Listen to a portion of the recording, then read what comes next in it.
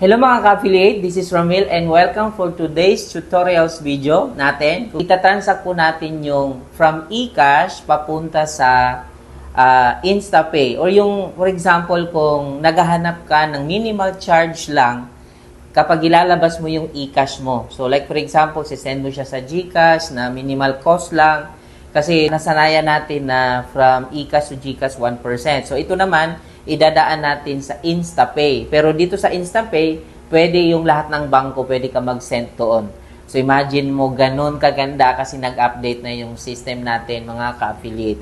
So right now, nakapag-open na po tayo ng ating portal para diretso ko na pong ipakita sa inyo yung transaction actual. So magsisend kasi ako ng pera papunta sa, ilalabas ko yung eCash. Okay? So para makita po talaga natin. So, dito, meron akong 1,260. Ang gusto ko i-pasay sa inyo kasi is mas maliit lang yung charge dito. Imaginein mo 15 pesos lang yung charge. Okay? So, yan. Click mo lang yung dito. I-click mo lang yung send money. As you can see. Then, dito sa send money, may makikita kang cash out. Click mo po yung cash out. Okay? So now, dito sa cash out, meron kang makikita, dalawa InstaPay or PesoNet. So piliin mo po yung InstaPay kasi ang PesoNet hindi po siya automatic na papasok. Ang kagandahan po ng InstaPay, matic po siyang papasok. Okay, click mo lang yung InstaPay. So ngayon, pag i-click mo yung InstaPay, ito po siya. Marami kang makikita. Ayan mo yung mga, maganda dito, pwede ka mag-send ng sa bank. Any bank, no? As much as nandirito lang, alphabetical way po yan, andyan dyan po siya lahat. Ayan, napakarami. So, pwede mo i-send po yan sa any bank po dito sa Pilipinas. And yung iba, kahit hindi bank na nandito sa Pilipinas, pwede ka rin mag-send. Basta i-explore mo lang yan kasi marami yan. So, for now kasi is magta-transact tayo sa eCash to GCash. So, dito kasi is walang direct na nakasulat talaga na GCash. Piliin mo lang yung GXI. Kasi si GXI po or G Exchange Incorporated po is GCash po yan.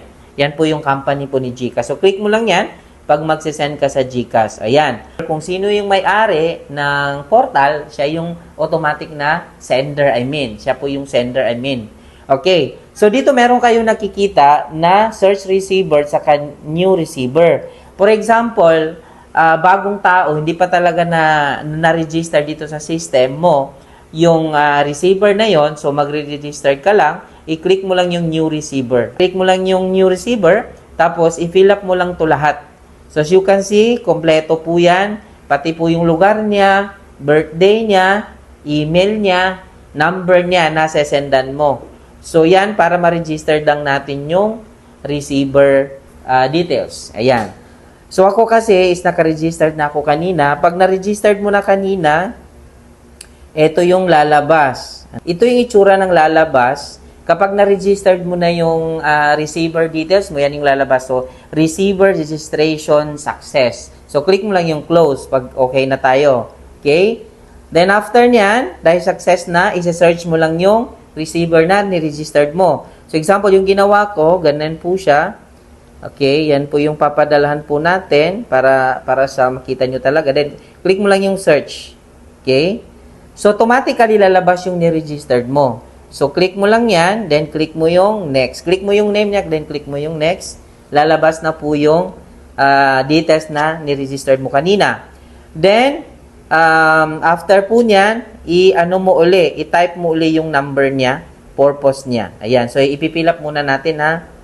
So, ayan, na-fill up na po natin yung mga details. Pero yung ano kasi natin, nandiyan na, di ba, yung address matic na yun, yung pag-register nyo po kanina. So, konti lang yung fill up mo, yung account number, purpose, amount, tapos yung address, province, city, and then zip code. So, di ba? Iba siya kasi para ano talaga, hindi tayo ma-hack, hindi tayo makapag-scam, o hindi ka ma-scam. So, necessary yung mga details ng receiver natin. Alright? So, meron tayong 1,000 na isi-send. Okay? Click mo lang yung proceed, mga ka-affiliate. So, yan. Meron anyan na, lumabas na. Nakikita nyo, may charge na 15 pesos. So, fix po yung 15 pesos. Most probably, up to 50,000, 15 pesos lang yan. Even yung sa bank mo isi-send. matic po siya, marireceive po yon. So, 15 pesos lang. Hindi na tayo dadaan pa sa yung ibang process. Ito, mabilisan lang. So, lagyan mo lang ng password. Then, automatically magpo-proceed na. So, pag okay na, partners, so, click mo lang yung proceed. Then, pili ka lang kung mobile number or email yung pipiliin mo. So, example, email tayo sa pagre-receive ng OTP para makita natin. Okay? So, wait lang natin. Ayan. So, punta na tayo sa email para sa OTP. Alright? So, dito na yung OTP. Okay? So, OTP is 954524. 954524. So, click mo lang submit. Ayan. So, naglo-loading na siya. Ayun, yan na po yung pwede natin screenshot, yan yung resibo. And then, meron ding resibo yan sa email. So, tingnan natin kung na-receive ba niya. O, ito na. Ito po. Ito po yung sender and receiver. Alright? So, automatically, okay, actual at matic po na papasok po yung pera. Yun yung kagandahan ng pag ginamit mo yung send to money, cash out via InstaPay, automatic po siya. Ang alalahanin lang po ninyo dito is, hindi po pwede na parehas yung name ng sender and receiver. So, dapat po ibang tao. Yan po yun siya. So, yung si sender, automatically po ay yung may-ari po ng portal.